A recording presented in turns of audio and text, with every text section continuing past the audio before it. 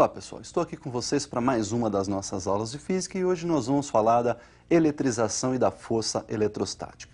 Para falarmos de eletrização devemos conhecer os corpos eletrizados. O que seria um corpo eletrizado?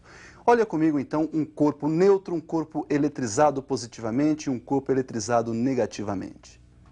Um corpo é dito neutro quando a quantidade de prótons e a quantidade de elétrons são exatamente iguais, ou seja, para cada elétron corresponde um próton.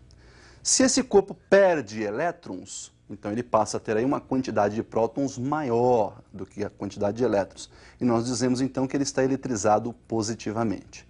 Por outro lado, se esse corpo ganha elétrons, ele passa a ter uma quantidade de elétrons maior que a quantidade de prótons. E nós então dizemos que esse corpo está eletrizado negativamente.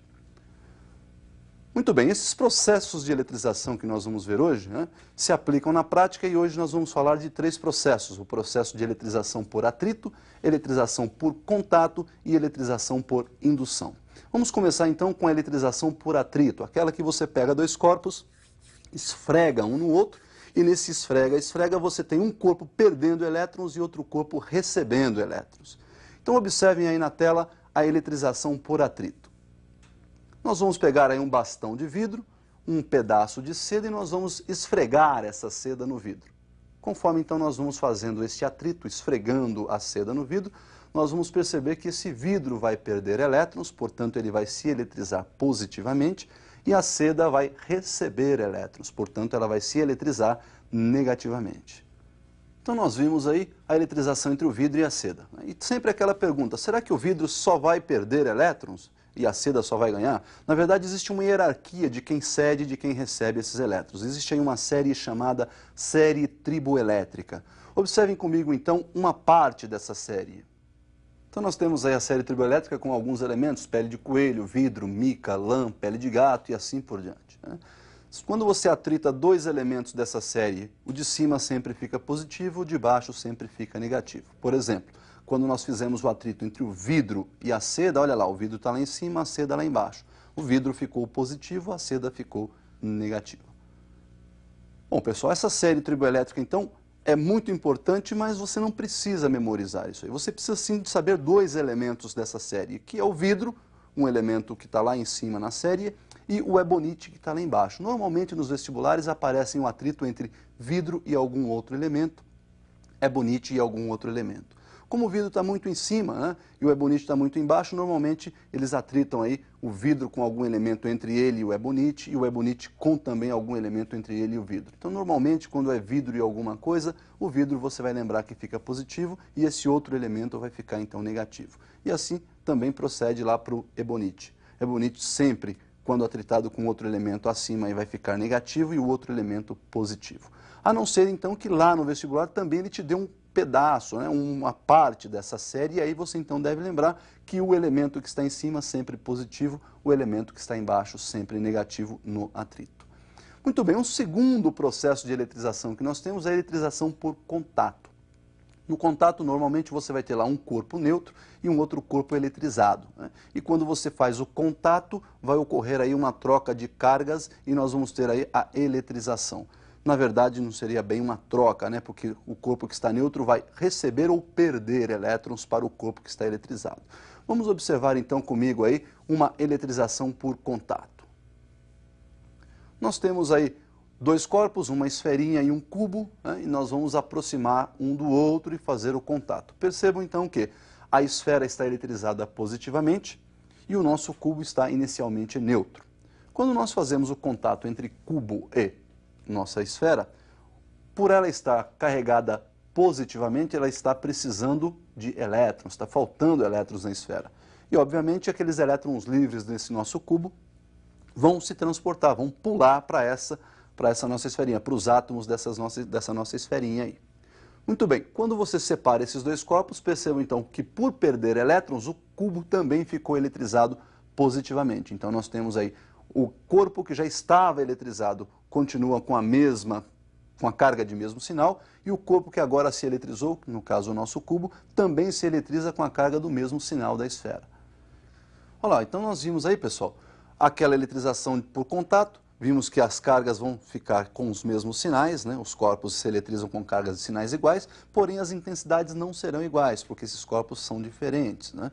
Nós podemos ter uma distribuição uniforme quando esses corpos em contato forem esféricos, metálicos e idênticos. Isso então é um caso particular. Observe comigo então este caso particular aí na tela. Então nós temos aí duas esferas, uma inicialmente carregada com carga positiva e a outra inicialmente neutra. Quando nós colocamos em contato, então vai haver a transferência de elétrons da esfera neutra para a esfera eletrizada e ao final então deste contato nós vamos ter aí os dois corpos eletrizados com cargas de mesmo sinal e mesma intensidade. E o terceiro processo por eletrização então é o que nós chamamos de eletrização por indução. Veja que agora nós vamos ter um corpo que nós vamos chamar de indutor, um segundo corpo que nós vamos chamá-lo de induzido, né? Não vai haver o contato entre os corpos e para que ocorra esse tipo de eletrização nós vamos precisar de um agente externo atuando aí. Então veja bem, nós vamos ter um corpo que está eletrizado, nós vamos chamá-lo de indutor, nós vamos ter um segundo corpo que será o induzido, então nós estamos supondo que esse corpo inicialmente está neutro e nós vamos ter que, para eletrizar esse corpo induzido, um agente externo atuando para que isso possa acontecer. Observe então comigo aí a eletrização por indução. Então nós temos aí na eletrização por indução o corpo eletrizado que nós vamos chamar de indutor e o induzido que nós vamos então colocar aí próximo a esse indutor. Esse induzido inicialmente está neutro. Percebemos que quando ocorre a aproximação do corpo neutro ao corpo que está eletrizado, ao corpo indutor, as cargas elétricas desse corpo induzido elas vão se separar, ou seja, pela proximidade, então, do nosso corpo B a este corpo A, que está eletrizado positivamente, nós vamos observar que as cargas elétricas negativas do corpo B, elas tendem a ficar mais próximo possível do corpo A. Já as cargas positivas, elas devem ficar do lado oposto, ou seja, o mais distante possível. Contudo, se nós afastarmos novamente esses dois corpos, a gente vai perceber que essas cargas se juntam novamente e esse corpo B continua, permanece neutro. Então, afastando o corpo A do corpo B, nós vamos observar que não houve nenhuma eletrização. Para que ocorra essa eletrização, nós vamos ter que utilizar aí de um agente externo a esses dois corpos. Nós podemos, por exemplo, fazer um aterramento à esfera B, ao corpo induzido. Então, nós vamos novamente aproximar o corpo A do corpo B, ocorrerá a separação entre as cargas, negativo mais próximo lá do corpo A e as cargas positivas, então, do lado oposto, né? Ou seja, mais distante ao corpo A. E quando você faz o aterramento, ocorre aí um escoamento de elétrons e aí o nosso corpo fica eletrizado com cargas de sinal oposto ao do indutor. No caso, então, em que o nosso corpo indutor é positivo, o nosso corpo B induzido será, então, eletrizado com cargas negativas. Percebam que após ter feito esse aterramento, você já pode tirar esse fio, né? É muito rápido esse escoamento de elétrons. Então nós vamos ter aí uma subida de elétrons, fazendo com que o corpo B fique eletrizado negativamente.